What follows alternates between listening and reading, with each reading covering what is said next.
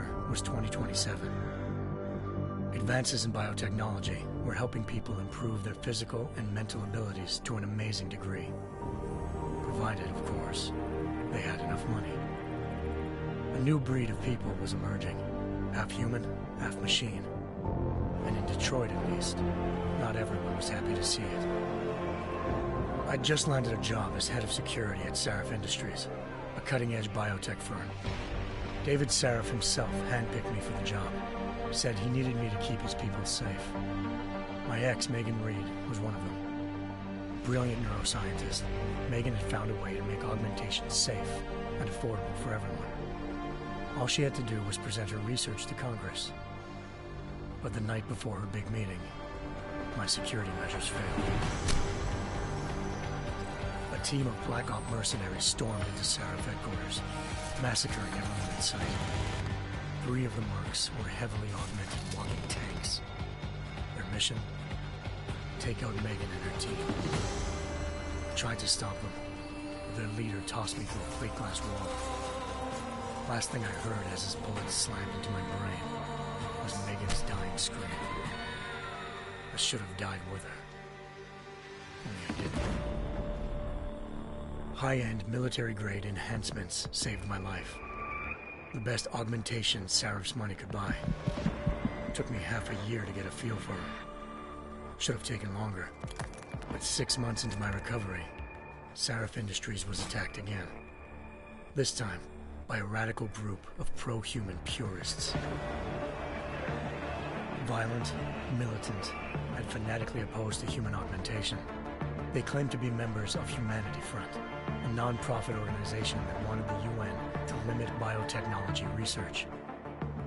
The thugs broke into Sarif's factory and found machinists working overtime on a top-secret military augment called the Typhoon. Sarif sent me to retrieve it, and when I did, I found one of the so-called purists next to it, wired with cerebral implants, trying to download its classified specs. Obviously, something more was going on. The AUG killed himself before I could question him. Sarif ordered me to dig deeper, so with the help of Frank Pritchard, Sarif's head of cybersecurity, I did. Turns out a second hacker had been controlling the AUG's actions from somewhere off-site. Pritchard and I tracked his signal to a secret FEMA internment camp in Detroit.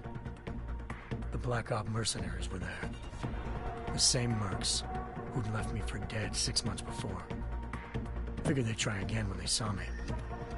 Wasn't so easy for them this time. I took out the tank named Barrett, even got him to give me a new lead. A penthouse apartment in China. Of course, we both knew it would be a trap in the end.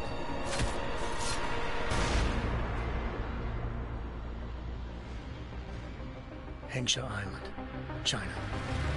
Home to a city so crowded, they had to build a second city on top of it. Trying to find clues in Hengsha wouldn't be easy. Lucky for me, I wasn't alone.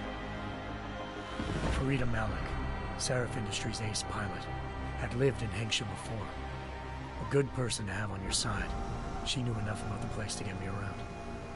Malik dropped me in the lower city, close to the penthouse Barrett had told me about.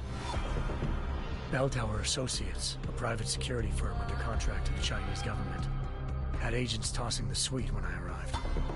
Just not for the reason I'd been expecting. Turns out the man who lived there was a criminal hacker named Van Bruggen. The same hacker who'd been remotely controlling the AUG in Sarif's factory. Van Bruggen's panicked decision to force the man to commit suicide had been a mistake. Now his mercenary partners were gunning for him, and I needed to find him before they did. Locating Van Bruggen meant playing nice with the Triads, Hengsha's organized crime lords. They had the hacker holed up inside a low-rent capsule hotel. By the time I found him, Van Bruggen had no qualms giving up the woman who hired him.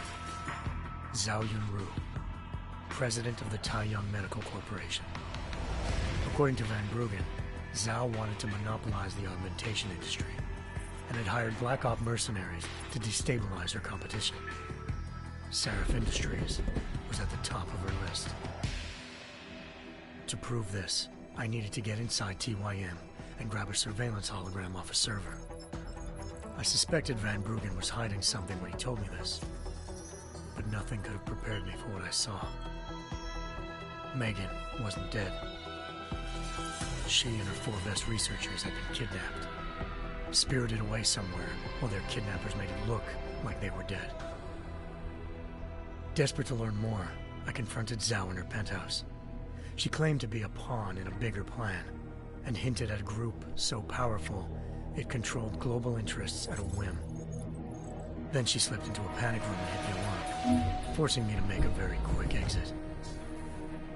I figured Zhao was lying, but part of her confession made sense. David Sarif had been worried about his people. So worried, he'd required all of them to have subdermal locator devices surgically implanted. The GPOs would have been broadcasting the day of the attack. But Zhao said a single call to Picus, the world's leader in global 24-hour satellite news, had turned those signals off. I needed to fly to Picus headquarters in Montreal if I wanted to learn more.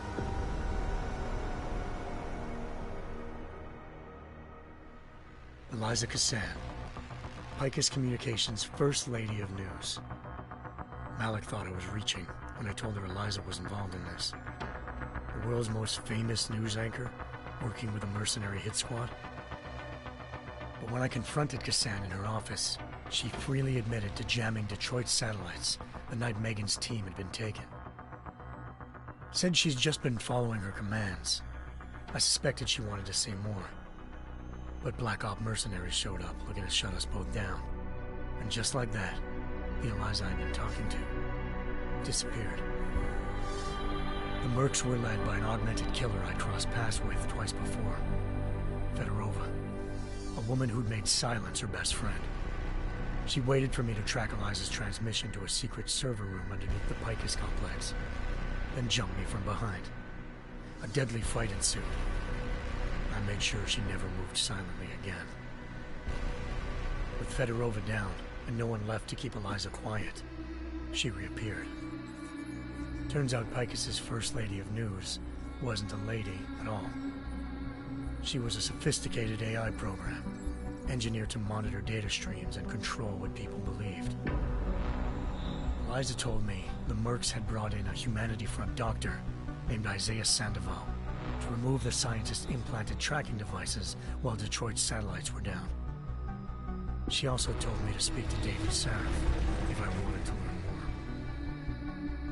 more. By the time Malik and I got back to Detroit, tensions between normal and augmented citizens had reached a flashpoint. Riots were breaking out in several cities, and the UN was being urged to intervene. Sarif was trying hard to convince Hugh Darrow, the inventor-turned-philanthropist who'd once been a leading proponent of enhancement technologies, to help stop a possible regulatory vote. Sarif had a lot riding on Darrow. Megan's discovery would have given millions of people the chance to evolve beyond their normal human abilities, and at the same time catapulted Sarif Industries to the top of the Fortune 500. According to Sarif, Megan's kidnappers knew this, and didn't want people evolving unless they controlled how it was done. He called his enemies Illuminati, and urged me to keep searching. Determined to do so, I tracked down Sandoval via America's most outspoken augmentation opponent, Bill Taggart, Sandoval's boss and founder of Humanity Front. Sandoval admitted to operating on Megan's team when I confronted him, but said he hadn't removed their GPLs.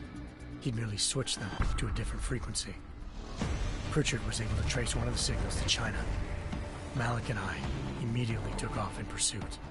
Unfortunately, the Illuminati were one step ahead.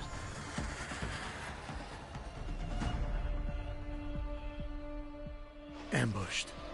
Shot out of the sky by Bell Tower Associates, seconds after entering Hengsha's airspace. Malik's piloting skills saved me. After a tense and bitter struggle, I escaped into Lower Hengsha. The tracking signal I was following led straight to the Triads, or more specifically, to the augmented arm of Tong Si-hung, leader of a gang of augmentation harvesters.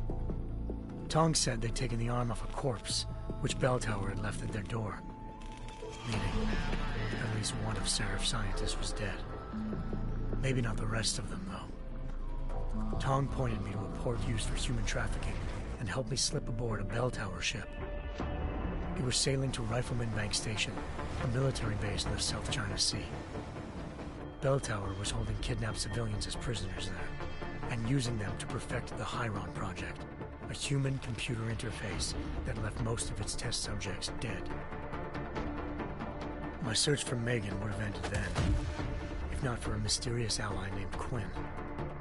In exchange for my help exposing Bell Tower, he slipped me aboard a second ship headed to Singapore, and an Illuminati-run biotech facility called Omega Ranch. 3 of Seraph's scientists were there, forced by their captors to create a technology capable of remotely shutting down augmented abilities. Thanks to an emergency recall notice issued by the World Health Organization, millions of people all over the world already had the biochip installed. With the help of the scientists, I tracked Megan to a private section of the ranch. There, I ran into Yaron Namir, the walking tank who'd put a bullet in my brain the first time we met. He'd teamed up with Zhao and was hoping to catch me off guard. Their little ambush didn't work. I found Megan in a suite belonging to Hugh Darrow, the billionaire philanthropist who'd Seraph had called on for help. Darrow had convinced her to go along with the biochip plan by promising to sabotage the tech. As she was explaining this, Darrow appeared in a global broadcast, telling the world that augmentations would be the death of mankind. Then he activated the biochips to prove his point. All over the world, augmented people flew into a killing frenzy. Darrow had betrayed everyone, and it was up to me to set things right. To do it, I had to reach Panchaea, a massive installation in the Arctic Ocean. As I raced through corridors built by an all-augmented workforce, I saw death and destruction firsthand. By the time I shut down Darrow's broadcast, I knew the damage he'd done. Still, humanity's future remained unclear. How would the world react to this sabotage? Would people ever regain their faith in augmentations again? What would be the Illuminati's next move? Only time will give us the answers.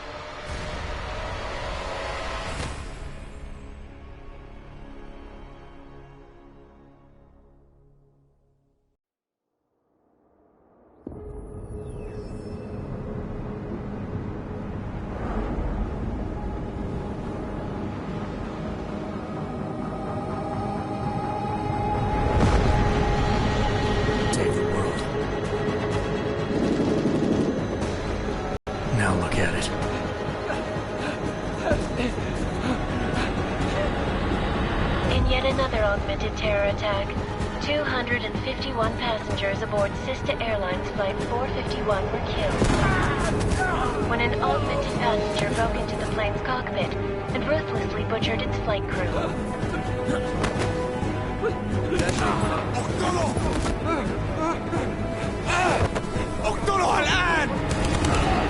Details recovered from the black box recorder suggest that the man may have been suffering flashbacks to the AUG incident.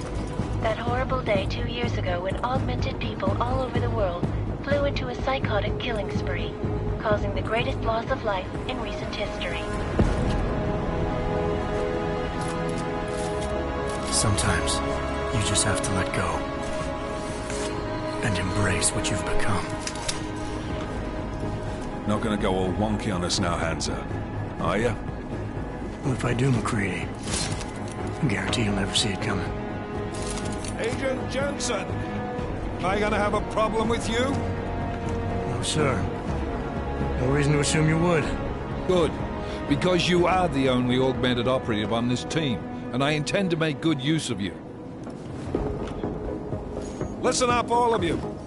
We've got a sandstorm barreling down our arse and we can't afford to make mistakes.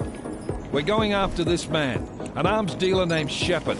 He's ex-Bell Tower, one of the Special Forces commanders who disappeared during the incident. And he's come out of hiding? That cannot be good. It's not. He's selling weapons and military-grade augments to terrorists. This is Aran Singh, the undercover agent who lured Shepard out of his hole. Best you see Interpol's got. For 3 years he's worked hard to get in tight with the Jinn, an Iraqi smuggling cartel that's infected the Eastern Hemisphere like a plague. Last week, our arms dealer sent a message to the Jinn, offering to sell them a shitload of black market merchandise dirt cheap. They told Singh to handle the buy. They're not gonna like it when Interpol disrupts their party. Singh's cover really that good? It is right now. We need to keep it that way. This is where the deal's going down. A half-finished high-rise hotel that's been abandoned ever since the incident. It's not a pretty picture inside. Let me guess. Most of the laborers were augmented with heavy-duty industrial rigs. So when the incident hit, and they all went schizo, things got gruesome real fast. And no one, except for some homeless junkies, have been inside the place ever since. So what's the plan, Director? Singh's meeting Shepard on the ground floor, inside the hotel's main atrium. He sent the bulk of his Jinn crew to the penthouse levels to secure a vantage point. I want McCready's team to take up positions overlooking the atrium and make the arrest. Jensen, you're going in solo from the roof. My objectives? Keep the Jinn from joining the party. As far as we can tell, only one route connects the atrium to the penthouse level, a halfway decent elevator shaft. Here. I want you to block access to it. Fine.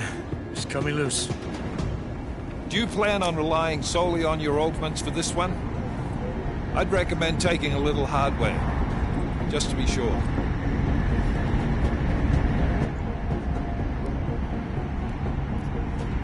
We've got a UC in there.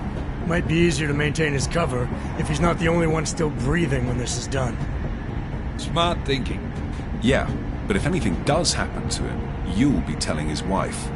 After you get out of the hospital, of course. What about range? There's lots of wide spaces and high ceilings in there, but a number of tight and constrained rooms too. So it's a crapshoot, really.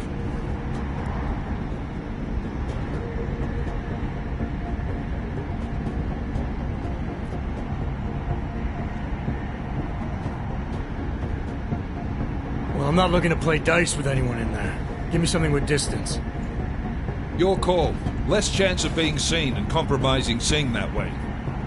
One last thing, Jensen. Singh said the Jinn are using some sort of portable Wi-Fi device to boost communications. He's got a better chance of maintaining cover if you disable it. We'll keep an eye out for it. But aren't we on the clock here? You said there's a sandstorm moving in. There is, and we got the intel on this mission at the very last minute. So we're scrambling a little. If it comes to it, your number one priority is keeping the Jinn out of that atrium. Copy that. Time to put away your heavy thoughts, gentlemen. We're approaching the target building. You're up first, Jensen. Let's do this. Task Force action. This is Knife Leader. Engage Hush drives and descend to Angels 1-5.